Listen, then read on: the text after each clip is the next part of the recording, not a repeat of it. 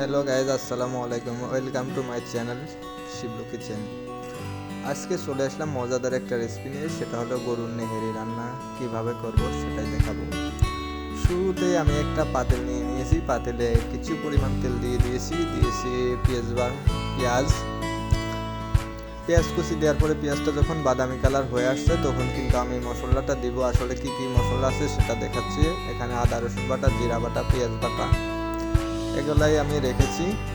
এখানে দিয়ে দিয়েছি কয়েকটা দারচিনি, এলাচ ও তেজপাতা, কয়েকটা লং। পেঁয়াজটা বাদামি কালার হয়ে আসার পরে আমি কিন্তু এটা মশলা দিব। এখন যেটা দিচ্ছি এখানে দিয়ে দিয়েছি। এখন দিয়ে দিয়েছি আমি লবণ। এখন দিব আদা বাটা। এখন যেটা দিচ্ছি সেটা হলো হলুদের গুঁড়ি। দেখেন, হলুদের গুঁড়ি দেওয়ার পরে আমি দিব আদা বাটা। এই যে দেখুন, এখন যেটা দিচ্ছি এটা আদা বাটা। আপনারা পরিমাণ মতো দিবেন। আসলে সবার কিন্তু সব রকম পরিমাণ এক না। আমার যেহেতু গরুর নেহেরি বেশি বা গরুর পায়াটা বেশি, সেই পরিমাণ অনুযায়ী আমি কিন্তু মশলাটা দিব। এখন যেটা দিলাম সেটা হলো পেঁয়াজ বাটা। আমি একবারে ভাজা মশলা কষানোর পরে কিন্তু হাড্ডিটা দিব, যার কারণে আমি মশলা দেওয়াটাই দেখাচ্ছি, মেন মশলাটা দেয়া। এখন দিয়ে দিয়েছি আমি জিরা বাটা।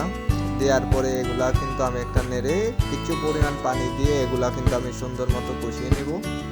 আসলে মরিচের গুঁড়া যদিও অল্প, মানে গরুর নেহেরিতে মরিচের গুঁড়া দেওয়া লাগে কিন্তু অল্প, গুঁড়াটা আমি দিইনি। এই যে এখন মরিচের গুঁড়ি আমি দেব। এই যে এটা হলো মরিচ গুঁড়া, যেটা লঙ্কা গুঁড়া বলে, আমরা মরিচের গুঁড়াই বলি। ঠিক আছে, এখন আবার দিয়ে দিলাম উপরে কয়েকটা পেঁয়াজ কুচি। দেওয়ার পরে আমি মশলাটা সুন্দর মতো কষিয়ে নিয়েছি। দেখেন, এরকম মশলা কষাইলে আসলে যে কোনো জিনিসই আপনি রান্না করেন অবশ্যই টেস্ট হবে। আমি কিন্তু এরকম সুন্দর মতো মিনিমাম 20 মিনিট আমি মশলাগুলা কষিয়ে নিয়েছি সুন্দর মতো। মশলার একটা সুন্দর একটা গ্রান আসছে। আসলে গ্রানেই তো বুঝতেই পারছেন। আমি যেটা রান্না করব সেটা হলো গরুর পায়া, যেটা নেহেরি বলে। একটা অনেক বড় বড় সাইজ, যদিও আমি বাসায় আবার টুকরা টুকরা করছি। এই যে আমার মশলা কিন্তু এরকম কষিয়ে নিয়েছি আমি। এখন আমি নেহেরিগুলা দিব, আসলে দিয়ে মশলা নেহেরিগুলা সুন্দর মতো কষিয়ে নিব। দেখেন, এই যে আমি এক পিস করে কিন্তু আসলে দিচ্ছি। যদিও আমার ক্যামেরাটা আমার বাম হাতে, যদিও আমার ভিডিও শ্যুট করার লোক বলতে আমি একাই। যাই হোক, অবশ্যই আপনারা বাসায় এরকম রেসিপি যদি তৈরি করতে চান অবশ্যই আমার ভিডিও আপনারা ফলো করবেন। আমার ইউটিউব চ্যানেল শিবলু কিচেন, অবশ্যই আমার চ্যানেলে আপনারা সাবস্ক্রাইব করে দিবেন। লাইক কমেন্ট করে আমার পাশে থাকবেন, বা আপনাদের পাশে থাকার আমার সুযোগ করে দিবেন। অবশ্যই মেসেজের মাধ্যমে, কমেন্টের মাধ্যমে আপনাদের সাথে কথা হবে। যাই হোক, আমি নেহেরিগুলো সুন্দর মতো দিয়ে দিছি। এগুলো আমি কিন্তু সুন্দর মতো কষিয়ে নিব। আপনারা দেখলেই বুঝতে পারছেন নেহেরিটা কীরকম হবে। মশলা যেহেতু এরকম, যদিও মনে অনেক কিছু চাই, কিন্তু চাইলেই তো আর পারি না করতে। অবশ্যই একটা কাজ করতেছি, আপনারা আমার পাশে থাকবেন। আপনাদের সাপোর্টই আমার বড় সাপোর্ট। দেখেন, আপনাদের সাপোর্টে আজকে আমি অনেক দূরে এগিয়ে গিয়েছি। যদিও আমার মনিটাইজেশন অন হয় নাই, কিন্তু তবু আমার সাবস্ক্রাইবার কিন্তু এখন ৭৬,০০০-এর উপরে। যাই হোক, আলহামদুলিল্লাহ, আপনাদের ভালোবাসায় আমি এত দূর আগিয়ে গিয়েছি। এখন নেহেরিগুলো কষানোর পরে আমি কিন্তু পানি দিয়ে দিয়েছি, আপনারা বুঝতেই পারতেছেন। যদিও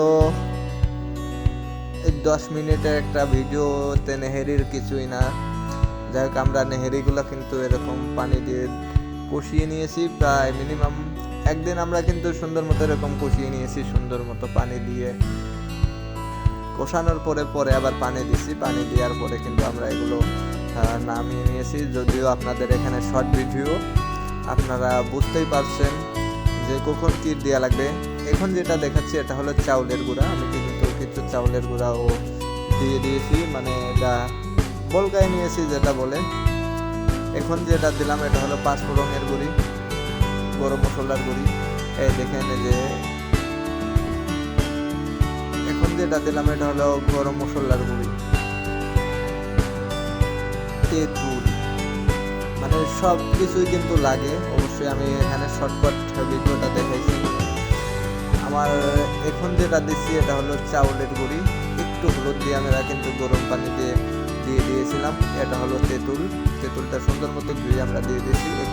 নেহেরিতে অবশ্যই একটু টক টক হলে নেহেরিগুলা খেতে খুব মজাদার বা সুস্বাদু হয় যদিও।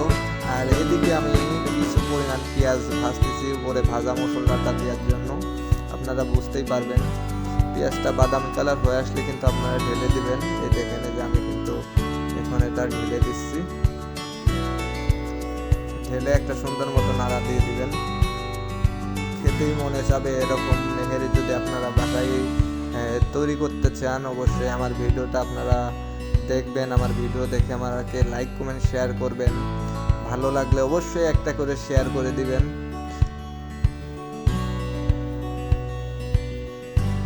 আমার নেহেরিগুলো কিন্তু অবশ্যই রান্না কিন্তু শেষ। এখন হালকা পরিমাণ লবণ চাকতেছে, এক কথায় নামিয়ে ফেলবো সেরকমই কিছু একটা। দেখেন আমার নেহেরি কিন্তু রান্না শেষ। রান্নার পরে কিন্তু কত সুন্দর একটা কালার আসছে, যদিও রেখে দিলে আরো কালারটা সুন্দর হবে, লাল টকটকে কালার আসবে। দেখেন, দেখলেই বুঝতে পারতেছেন আসলে নেহেরিটা কিরকম হবে। যাই হোক, অবশ্যই আপনারা আমার পাশে থাকবেন। আল্লাহ হাফেজ।